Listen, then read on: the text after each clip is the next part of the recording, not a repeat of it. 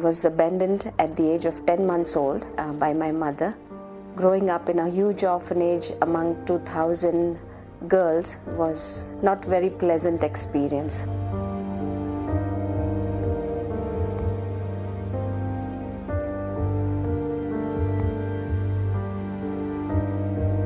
I felt like I was a lost child, unwanted, and I cried myself to sleep every night, hoping and longing to have my own family.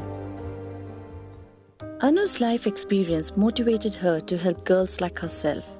She did what most people thought was the right thing to do.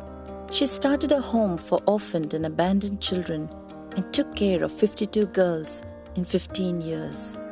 But Anu realized what she was doing was good, but not the best for children. Running a residential care was not an easy task. Raising funds and finding helpers was becoming difficult. In the year 2014, Anu was burnt out and exhausted, and her resources dried out. She prayed for new strategies to help vulnerable children. And God began to open our eyes and give us new strategies, and we felt that we need to come out of the residential and getting into the community, actually going to the root cause of these problems, why the kids are placed in an orphanage. And we thought, okay, we will come as an NGO and we'll screen every family and see what we can do to stop these kids from being sent in an orphanage. Anu started to work within her community and provided education, food, medical care, and most importantly, a way for children to remain in families. She began to teach skills to single women, widows, and poor families to help them earn an income.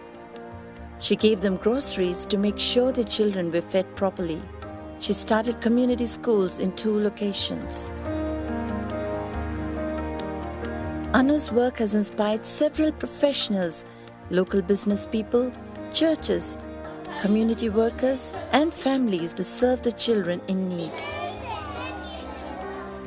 93% of her funds and support come from the locals and within India.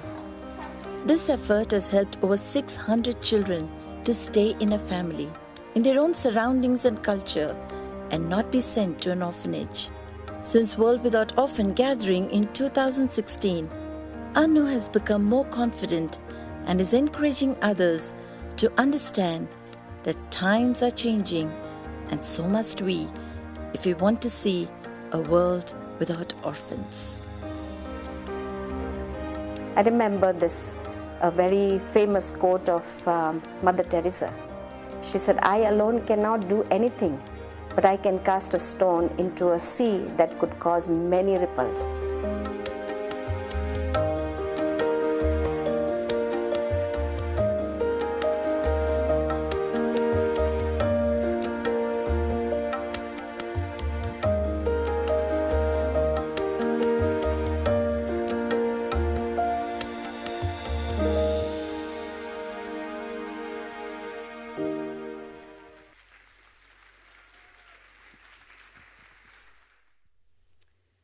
Yesterday, just before I left, about 4 hours before my time to fly out, my daughter was diagnosed with dengue fever.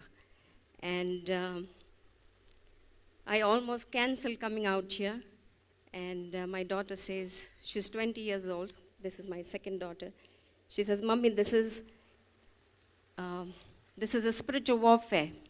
And it almost looks like the evil one does not want you to go to Thailand. So here's what we do. I stay back and you go participate in the forum." So here I am. It's a miracle. And I believe such gatherings are of great significance. The reason I say is because most of us, I don't know about you, but I have had a lot of spiritual warfare going on. And it almost seems like the Lord is doing something beyond what we can ask or imagine. So here we are. I'm here by the grace of God. As you have seen right here in the video, my life's testimony, I can almost positively assume that my mother would have, if at all, gotten this support or had better options. She would have nurtured and cared for me. But a single woman had to place this child in an orphanage, abandon her. Growing up in an orphanage, labeled as an orphan, left great stigma. And it brought a lot of shame, as we live in a culture of deep shame. A woman has no value.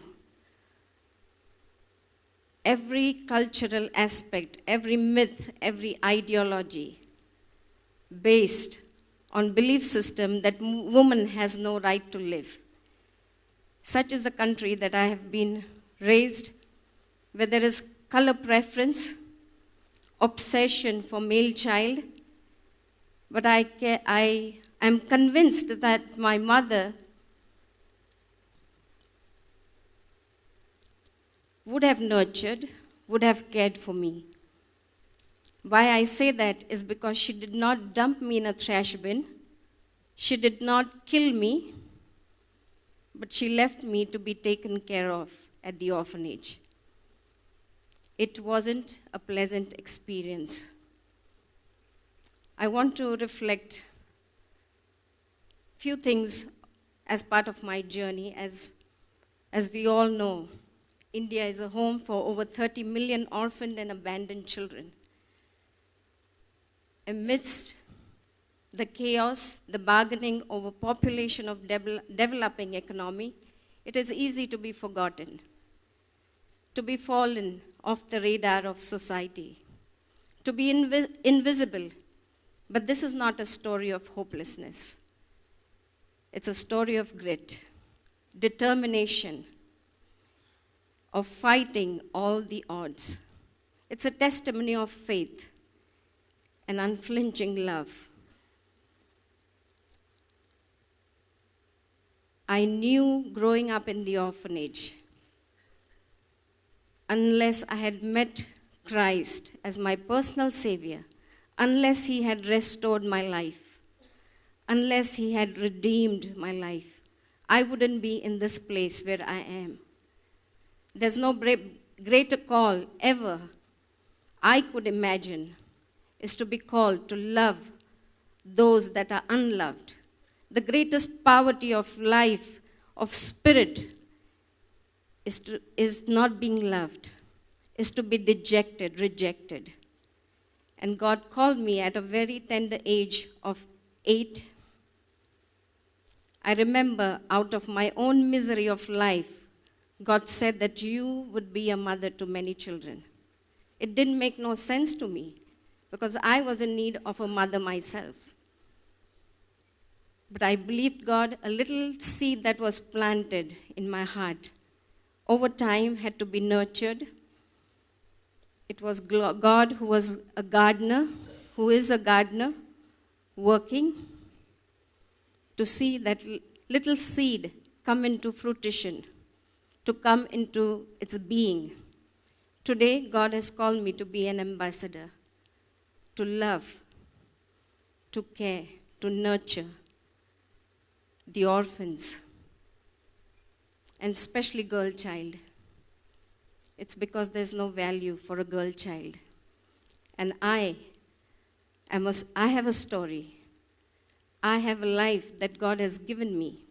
A privilege, greatest opportunity is to do what God has called me to do. In reflecting over the video that we just watched, I also want to be very honest with you. The going of life has never been easy. There have been challenges, there have been devastation, pain, and loss. It almost seemed life isn't fair. And I often question, why me? What do we do when this night seems so long? When the culture, ideology, and belief system dictates you have no right to live? when the tune gets redundant, time can get trying, when our throats get dry from singing. We know Jacob wrestled with the angel at night. Storm came upon the Sea of Galilee at night. Paul and Silas were tortured in the night. What about Jesus? He was betrayed at night. But then in the Psalms 30, verse 5 says, weeping may endure for a night, but joy comes in the morning. We must believe weeping is just a temporary, and the joy will be a permanent reality. But then, how long is the night? How long is the night of speechless sorrow, inescapable hurt? How long is the night? When I can tell my closest friend, and I dare not admit it to myself. When things given in my life too are shattered and broken, and I can stoop down and fix them with broken tools. I'm talking about my life. I wondered how long is the night. We know better days are coming, but how long is the night? We know all things work for good for those who love God. But I ask again and again, how long is the night? I've heard it said, you've heard it said, that earth has no sorrow that heaven cannot heal. But my question again is, how long is the night? Because it's the same God who closes the curtains of the night, opens the curtains of the morning. That's the God I know. That's what matters. What do you do when the night seems so long? Well, just keep looking at his face. It is true. In his presence, there is fullness of joy.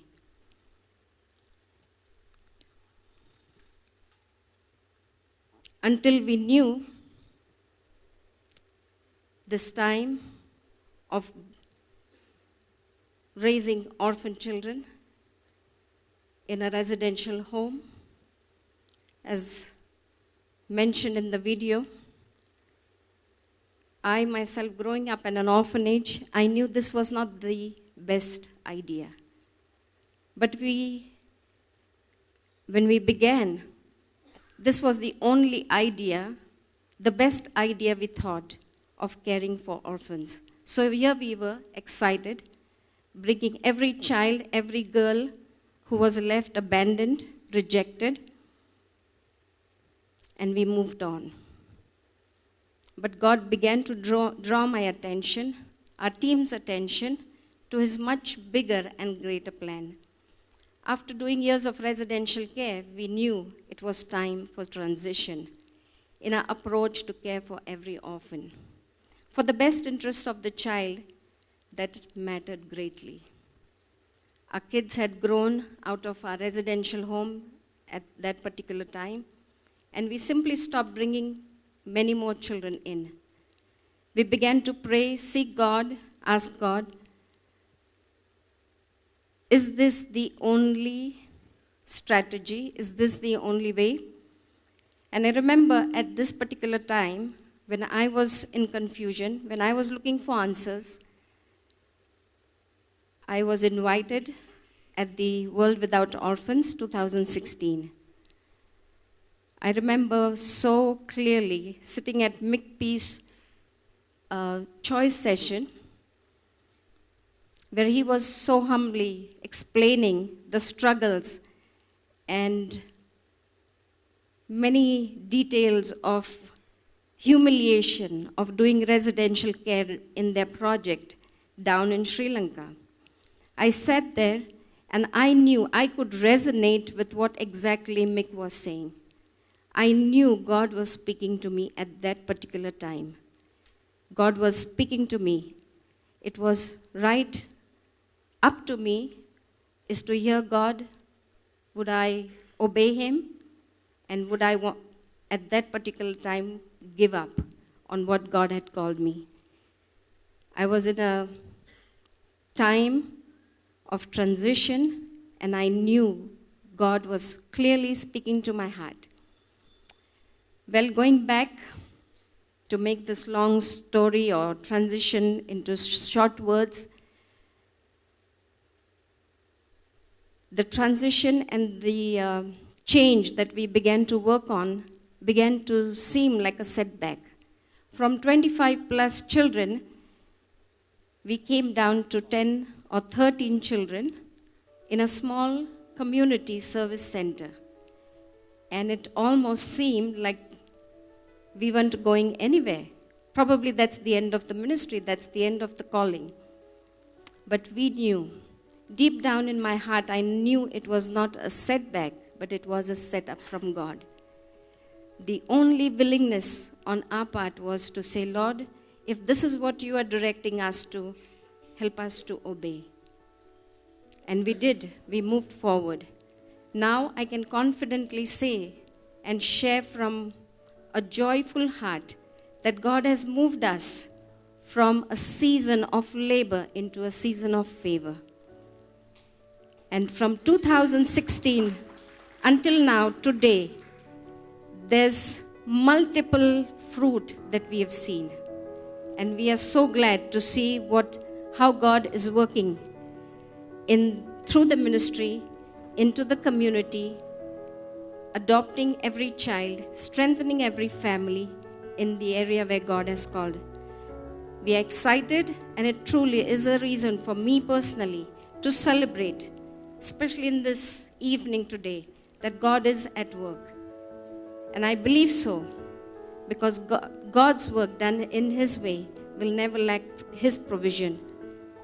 Today, just our feeding program is extended to 400 plus children. Change is taking place. Though there are giants in our land, we see God at work. I see God at work. Our commitment is to hear God, obey Him, and never give up. I'm convinced today, if there was somebody like me coming alongside of this single mother, helping her nurture, care for her child, she wouldn't have given up. There are many, many women, there are many children simply abandoned, simply left in orphanages, labeled as orphans, that leaves a lifelong stigma. And I tell you, this is not God's idea. God's heart is to see every orphan belong into a family. This is what World Without Orphans has done. And I really want to thank you for giving a platform, for giving us this privilege to hear God's heart for the orphans, to create a platform to collaborate with like-minded people, join together with God, hearing His heartbeat for every orphan. After everything said and done, I have one simple word to share with you. A life truly dedicated, committed to God, has nothing to lose, nothing to fear, nothing to regret. Thank you.